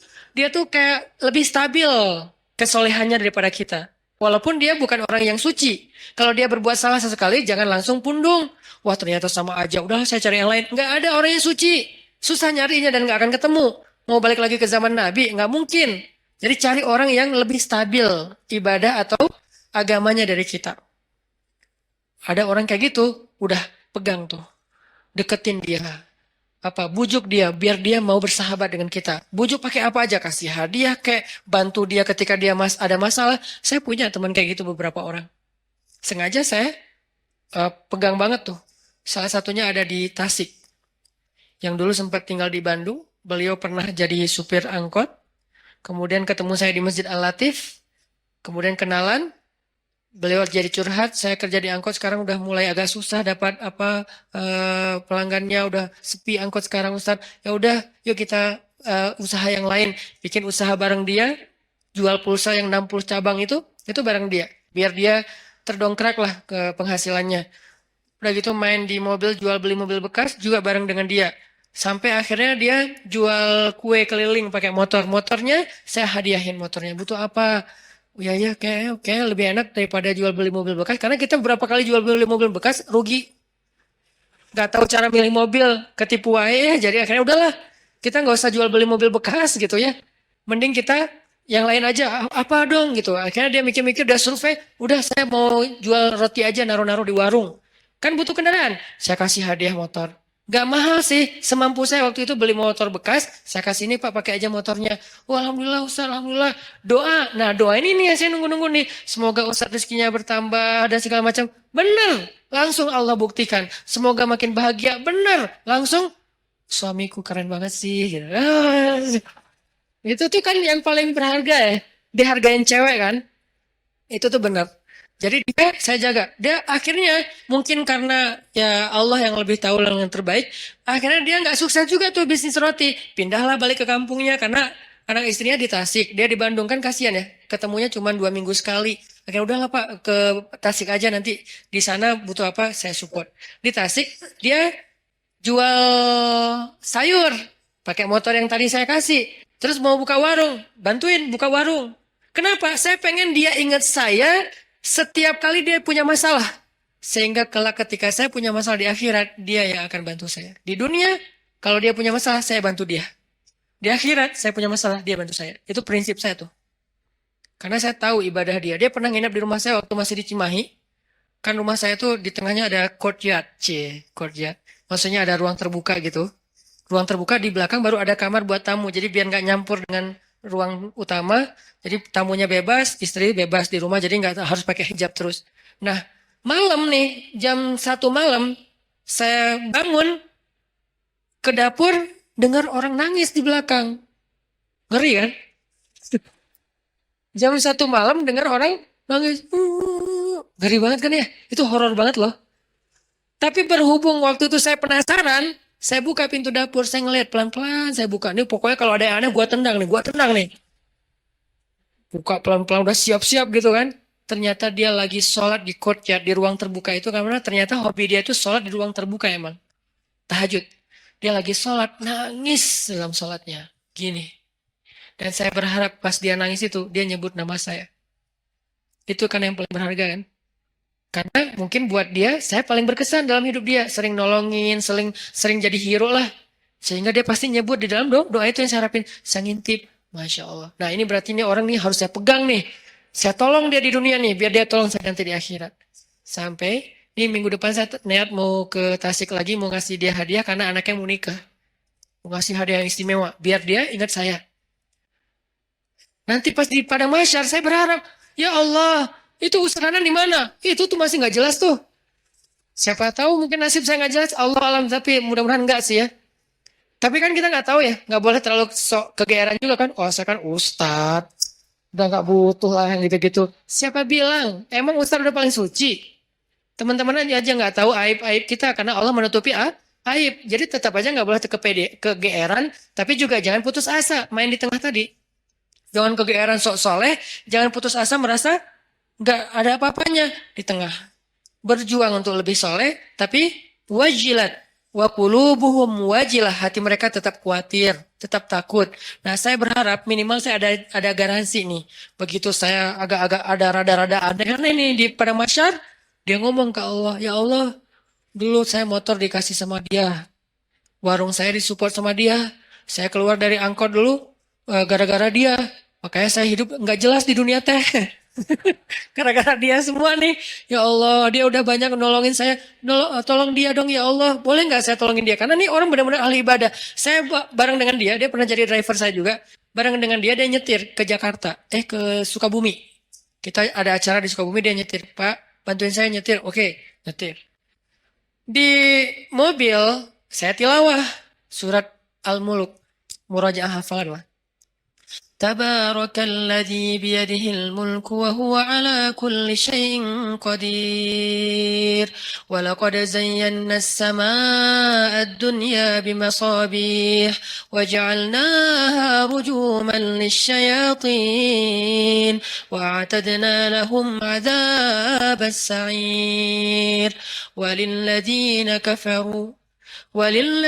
كفروا بربهم عذاب جهنم wabi'sal masir. Itu yang lagi nyetir nangis terisak-isak. Saya aja yang tilawah nggak nangis. Kan aneh kan?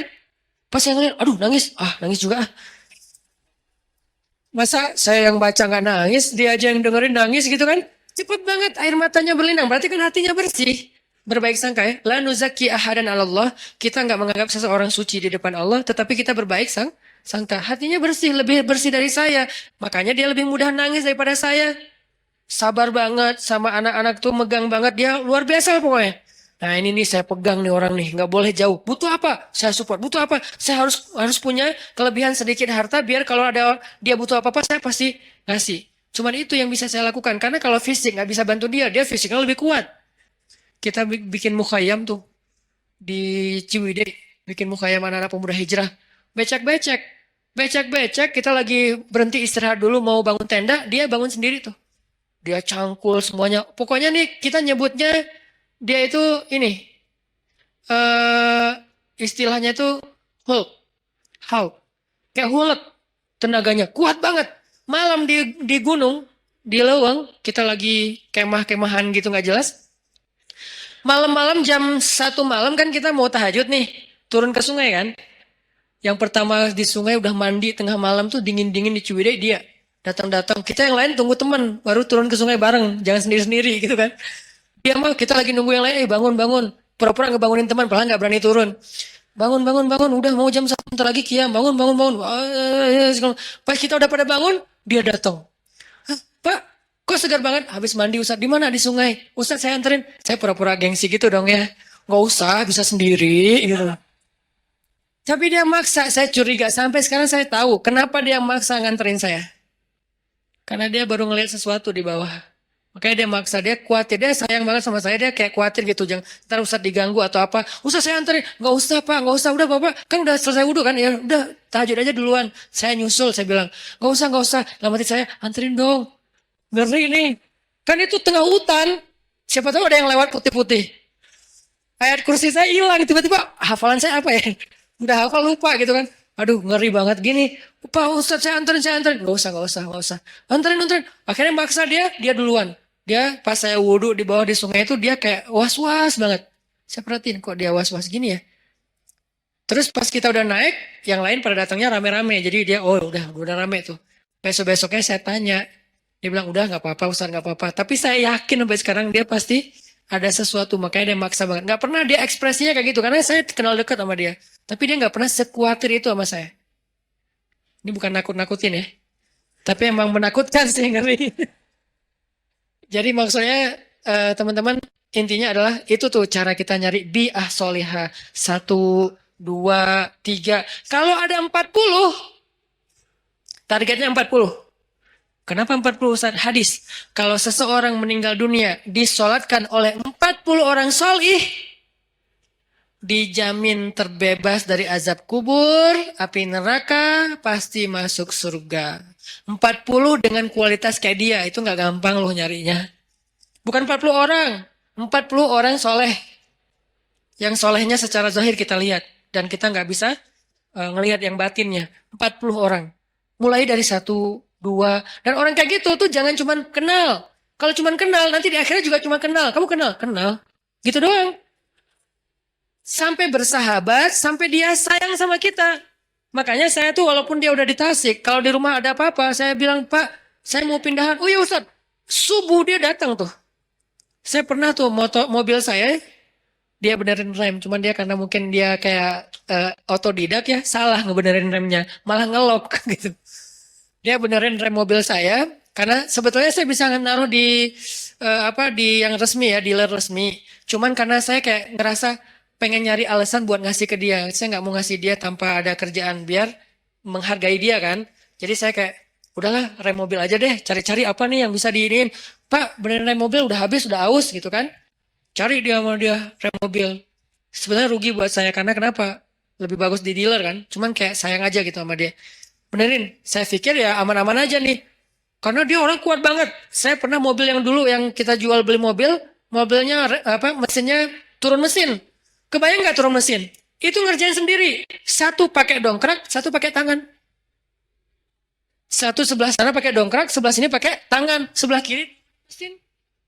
Itu tuh orang benar-benar Hercules tuh. Sebelah sana karena dongkraknya cuma ada satu, satu pakai dongkrak, sebelah sini ditahan pakai tangan, diturunin pelan-pelan mesinnya pakai tali gitu udah turun, dipasang lagi pakai baut. Itu sebelah tangan semua dikerjain sama dia. Itu ngeri banget tuh orang. Jadi kalau saya mau bantu dia dari fisik nggak mungkin. Saya bantu dia dari doa, dia doanya lebih panjang. Saya bantu dia mungkin hanya sedikit dengan kebutuhan finansial dia. Akhirnya saya bayarin, dia benerin rem mobil. Ternyata salah masang. Saya jalan di jembatan Surapati tuh ngelok. Tuk, gitu. Tiba-tiba, ngelok. Untung bukan di tol. Kalau di tol kan bisa ngejungkir kan. Untuk kecepatan ya sekitar 60 atau 40 gitu ngelok. Ngelok di atas jembatan. Saya telepon, Pak ini remnya kenapa ya? Dia di Tasik. Malam, jam 9 malam. Pak ini rem kenapa kok bisa ngelok gini? Aduh Ustadz salah, kayaknya ada yang salah. Saya sekarang ke Bandung. Dia mau ke Bandung aja tuh naik motor. Beneran jam 11 malam udah di Bandung. Padahal saya bilang, jangan, saya panggil montir aja datang ke tempat saya biar dibenerin di sini atau di direct deh. Jangan, ya, udah tutup ini, udah ditutup telepon tetap datang. Jam 11 malam datang. Ada apa lagi saya kejadian di sini tuh? Ini buat saya kenapa saya yakin banget megang dia. Ada apa aja dia datang, subuh-subuh datang. Jam 2 malam datang. Kalau di dunia aja kayak gini dia belain saya, gimana di akhirat? Supaya dibelain segitunya, kita harus modal dikit lah. Modalnya apa? Bisa modal dengan tenaga kita, dengan perhatian kita. Kalau ada kelebihan rezeki dengan rezeki kita, apa aja deh pokoknya modal. Dapat satu. Saya baru dapat tiga. Tiga apa dua lah. Pokoknya kurang dari lima lah. Orang kayak gitu. Yang udah mau care banget sama saya di dunia. Dan saya berharap nanti kayak gitu care dia buat saya di akhirat. Kumpulkan 40 orang. Kalau bisa dapat, begitu kita meninggal, saya yakin insya Allah kalau nggak ada halangan yang darurat banget, saya meninggal nih, dia pasti datang dari Tasik sholatin saya. Dan saya berharap ada 40 orang kayak dia, sholatin saya. Mudah-mudahan di antara orang itu adalah semua teman-teman yang ada di sini. Aman lah udah akhirat saya itu. Mungkin ada 1.000 orang, 2.000 orang yang sholatin kita. Pasti ada 40 orang mudah-mudahan ya. Yang soleh banget. Ya udah aman udah. Nggak ada azab kubur insya Allah. Dikubur tenang-tenang aja. Kiamat kapan ya? Kiamat kapan ya? Gitu. Karena orang yang baik amalnya kan pengen cepat kiamat kan. Di dunia kan pengen lama. Kiamat sudah dekat. Jangan ngomong gitu ah. Kalau di kubur, please ya Allah, tiup sangkakalanya, tiup sangkakalanya. Pengen cepat gitu. Pengen masuk surga. Ini namanya bi'ah solihah, mencari pertemanan yang baik. Kayak gitu teknisnya. Yang terakhir, fi ibadatillah. Kalimat fi ibadatillah ini artinya dalam hal yang tidak berbuat dosa. Satu, pemuda yang banyak godaan, yang penting istiqomah. Yang kedua, cari lingkungan, tumbuh. Kita habiskan waktu kita dengan hal yang positif, walaupun nggak harus semuanya wajib dan sunnah. Dan yang ketiga, ibadah kepada Allah itu tingkatin. Kayak tadi, sibukkan diri kita. Sampai nggak sempat mikirin dosa, sibukin. Apa yang bisa bikin kita sibuk? Yang menyenangkan nggak apa-apa, tapi yang bukan dosa. Sibukin dengan ketemu teman, sibukin dengan apa misalnya ngerjain hobi, sibukin dengan olahraga, sibukin dengan main-main yang bermanfaat, sibukin dengan geng, sibukin dengan proyek sosial, naik lagi levelnya, sibukin dengan Al-Quran, sibukin dengan ibadah. Pokoknya sibukin diri kita sampai nggak sempat mikirin yang macam-macam. Itu baru namanya syabun nasya'a fi ibadatillah. Mudah-mudahan dengan gitu kita udah nggak mager lagi insya Allah. Barakallahu fikum. Semoga semua yang ada di sini teman-teman yang soleh dan solehah kelak di padang mahsyar kita saling kenal, saling memanggil dan saling menyelamatkan, saling menolong dan insya Allah semua kita termasuk di antara golongan yang Allah sebutkan orang yang mendapatkan naungan Allah di hari ketika tidak ada naungan kecuali naungan Allah. Allahumma inna nas'aluka ilman nafi'a wa qalban khashi'a wa amalan saliha wa rizqan halalan tayyiba. Allahumma ansuril Islam wal muslimin. Allahumma ansuril muslimina fi Palestin. Allahumma ansuril muslimina fi Suriah. Allahumma ansuril muslimina fi Yaman. Allahumma ansuril muslimina fi Rohingya. اللهم انصر المسلمين في كل مكان اللهم وحد كلمة المسلمين ووحد صفوف المسلمين وألف بين قلوب المسلمين اللهم اجعلنا من الصالحين ربنا آتنا في الدنيا حسنة وفي الآخرة حسنة وقنا عذاب النار Barakallahu fikum billahi taufiq wal hidayah. Saya pengen cerita. Ini cerita benar-benar saya alamin ya. Mudah-mudahan ini jadi makin bikin kita yakin. Hidup kita itu kan emang kalau kita melibatkan Allah itu jadi mudah ya. Susahnya hidup kita itu karena kita jarang melibatkan Allah. Kecuali udah mentok. Kalau dari awal kita mention Allah dari awal itu apa? Bismillah. Di tengah-tengah kita masih terus nge-tag Allah. Ya hasbi Allah, la haula wala quwata illa billah. Berdoanya ke Allah. Kalau kita ngelibatin Allah dari awal dalam hidup kita, pertama Allah akan kuatkan hati kita. Kedua Allah akan bereskan urusan kita. Dan itu bukan cuma terjadi kepada Imam Ahmad bin Hambal yang saya pernah cerita. Bukan cuma pernah terjadi kepada Uwais Al-Qarani, tabi'in yang pernah saya cerita. Tapi juga terjadi kepada 3 teman saya. Yang satu anak Batam namanya Age, anak skateboard. Satu lagi anak Jakarta model namanya Agi. Satu lagi driver ojek online di Bandung. Ini 3-tiganya nih baru saya alami sekitar beberapa waktu yang lalu. Kalau yang ojek online sekitar sebulan yang lalu. Kalau yang Agi baru 2 minggu yang lalu saya ngalamin. Apa ceritanya? Melibatkan Allah dalam semua harapan kita. Agi, anak Jakarta ini, pernah ikut kajian saya kayak gini di salah satu masjid di Maruya di Kebun Jeruk, Jakarta. Terus pas ikut kajian itu dia bilang gini, ya Allah saya pengen banget ketemu Ustadz Hanan langsung, tapi jangan di taklim. Karena agak susah, terlalu rame. Saya pengen ketemu berdua dalam suasana yang lebih nyaman. Kabulkanlah ya Allah gitu. Selang seminggu kemudian setelah selesai acara itu, alhamdulillah qadarullah ombaknya lagi bagus di laut. Kan saya suka mantengin ombak tuh. Ada website namanya Surf Forecast kan. Forecast buat surfing. Jadi tahu ombaknya lagi berapa, seberapa baiknya untuk pakai untuk berselancar. Ombaknya lagi bagus nih. Ombaknya 2,5 meter, 2 meter setengah. Terus anginnya pas gitu. Pergilah saya ke laut, daerah Jawa Barat namanya Batu Karas, spot surfing. Saya pergi ke sana nih. Agi yang tadinya di Jakarta, ternyata memang dia orang Batu Karas, tinggalnya di Jakarta. Jarang banget pulang ke Batu Karas. Nah, seminggu kemudian setelah talim, dia sakit. Badannya nggak enak. Biasanya kalau cuma panas dingin, dia akan tinggal di kos-kosan. Tapi kali ini kangen pengen pulang kampung. Duh, kenapa ya saya pengen pulang kampung? Kenapa ya? Kayak Imam Ahmad bin Hambal gitu kan. Kenapa ya saya pengen pulang kampung? Akhirnya dia putuskan pulang ke Batu Karas. Dan sampai di Batu Karas, hari pertama dia sampai ke rumah, temannya ngajak ke pantai, kita mandi yuk, kita berenang yuk gitu kata temannya. Yuk, padahal lagi nggak enak badan tuh, diajak berenang dia mau. Berenang kalau orang sana berarti surfing, diajak surfing dia mau. Datang ke pantai, saya lagi duduk di pantai, lagi persiapan nih mau turun ke air, lagi duduk santai gitu pagi-pagi sambil ngopi dulu, sambil nggak jelas ya ngelamun tentang masa lalu.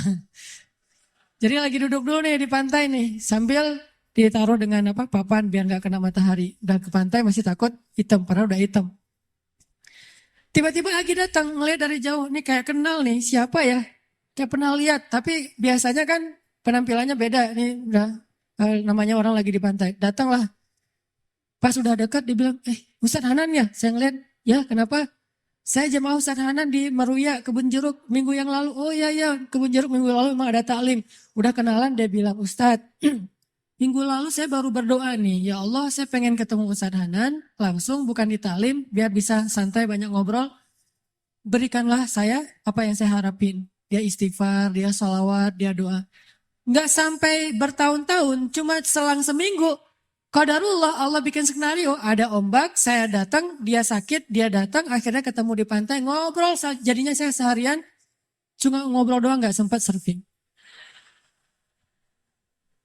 Terus aja ngobrol curhat, dia live IG gitu, aduh, jadi ngobrol sama dia, alhamdulillah dikasih gelang batu sama dia, nih Ustadz hadiah gelang batu untuk Ustadz, alhamdulillah ya udah saya pakai. Intinya adalah coba cuma seminggu doang tuh. Dia minta ke Allah, dia melibatkan Allah, akhirnya Allah kabulkan.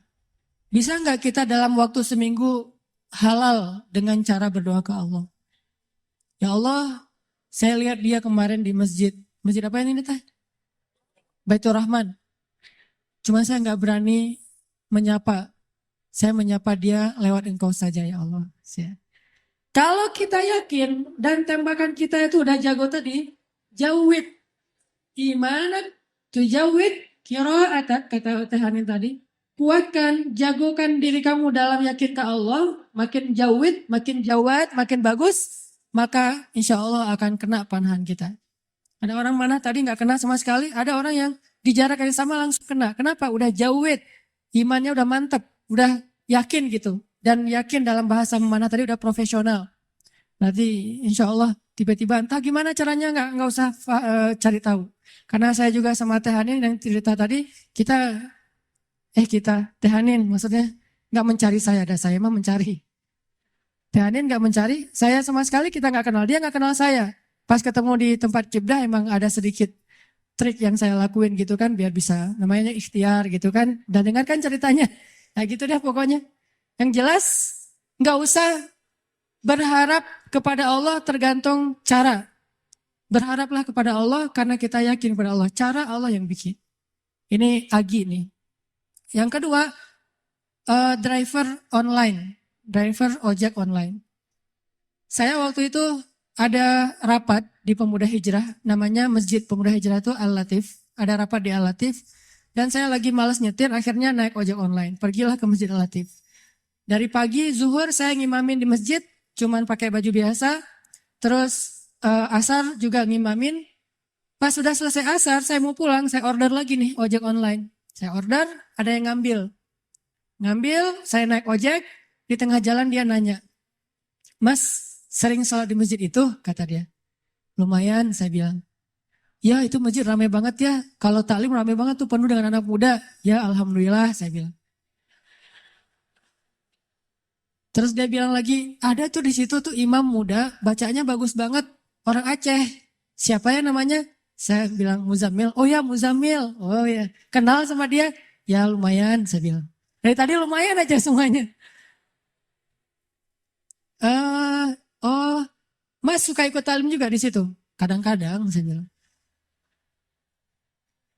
Dia nggak ngeh sama sekali. Lama-lama dia mulai curiga, dia nanya, eh, apa tadi ada kegiatan apa? Enggak, cuma ada rapat aja sama teman-teman. Teman-teman DKM maksudnya iya. Mas tadi ngimamin sholat zuhur ya? Kata dia. Iya, kata saya. Mulai curiga kan dia. Asar juga? Iya. Oh, Mas namanya siapa? Hanan. Hah? Hanan yang mana nih? Kata dia. Mulai kaget dia kan. Mulai panik gitu. Saya bilang Hanan Ataki. Langsung oleng tuh motor tuh.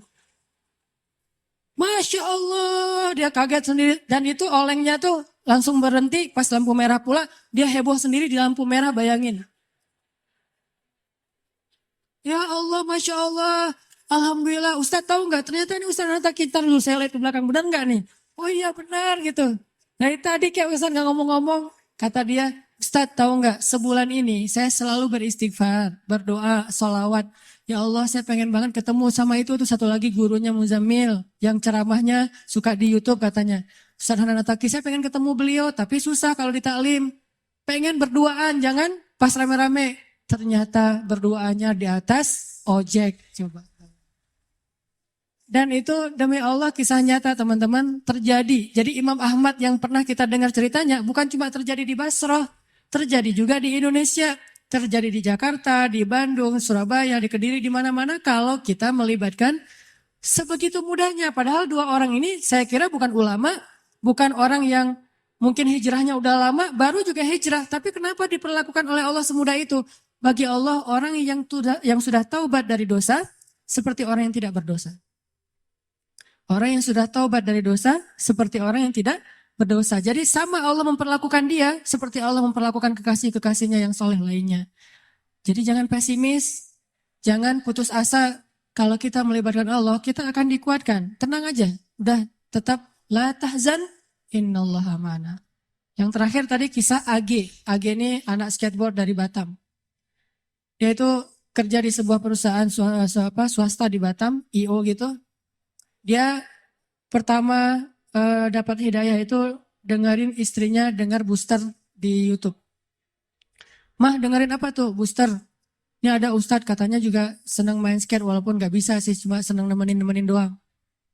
Oh, mana karena dia senang memang anak skate jadi ngelihat gitu. Oh ini ustadznya, coba dengerin lagi. Oh kirain tadi cewek. Biasalah kayak gitu Maya. Gak tau jenggotan gini. Udah gitu, oh gimana coba dengerin, nangis. Selama ini dia udah belasan tahun gak sholat. Jangankan sholat sendiri, jangan sholat ke masjid, sholat sendiri aja gak pernah. Bahkan sholat Idul Fitri aja gak pernah. Kan kalau kita minimal sholat Idul Fitri ya, setahun 2 kali lah ya. Walaupun masbuk itu juga. Kenapa masbuk? Kebiasaan kalau Jumatan datangnya kalau khutbahnya udah selesai. Dan Idul Fitri, Idul Adha mah khutbahnya selesai sholat. Wah masih khutbah, ntar aja deh kalau udah selesai. Begitu datang orang udah pada pulang. Loh kok gak sholat sih? Sholat Idul Fitri itu sebelum khutbah. Ini salah dia. Dia gak pernah sholat sama sekali. Tapi tiba-tiba nangis, jadi kayak sadar dapat hidayah gitu. Tapi saya pikir emang bukan cuma dia yang dapat hidayah dengerin booster. Saya juga dengerin booster diri sendiri kayak dapat hidayah gitu. Oh benar juga ya kata Ustadz ini. Kok saya dapat hidayah? Kata saya sendiri tuh. Kan ada ceramah saya misalnya sebutlah Allah itu maha baik, Allah segala macam. Saya pas dengar, ya Ustadz itu benar juga dia ngomonginnya tuh. Akhirnya saya dapat hidayah dari diri sendiri. Dia dapat hidayah. Setelah dia dapat hidayah, diam-diam dia sholat. Dia wudhu, gak mau ketahuan sama keluarganya. Dia tutup pintu, dia sholat di dalam kamar. Jarang-jarang kamarnya dikunci. Pas istrinya mau ngeliat ke dalam rumah, dalam kamar, diketok-ketok kok nggak dibukain. Pas udah selesai dia sholat langsung buka-buka pura-pura tadi ketiduran gitu. Dia nggak mau ketahuan lagi sholat. Setelah sholat dia berdoa, ya Allah, Ustadz itu udah bikin saya sadar. Saya pengen banget ketemu beliau. Beri saya jalan ya Allah. Hari dia berdoa, besoknya dia ketemu dengan atasannya. Dia bilang, Pak boleh saya minta izin? Padahal dia jatah cutinya udah habis tuh. Nggak ada dapat jatah cuti lagi. Atasannya nanya, izin kemana? Saya mau ketemu Ustadz saya di Bandung. Ini orangnya, saya dengar Ustadz dari dia, jadi saya sadar. Oh ya udah, kamu cuti sesuka kamu deh, kata atasannya. Dimudahin, butuh uang saku, dikasih uang saku, berangkat dia ke Bandung. Dan dia datang ke hari Rabu, taklim saya yang rutin di Bandung itu yang di Masjid TSB, Trans Studio. Ketemu langsung dengan saya dan Alhamdulillah Ustadz, mudah banget ya kalau kita menuju ke Allah.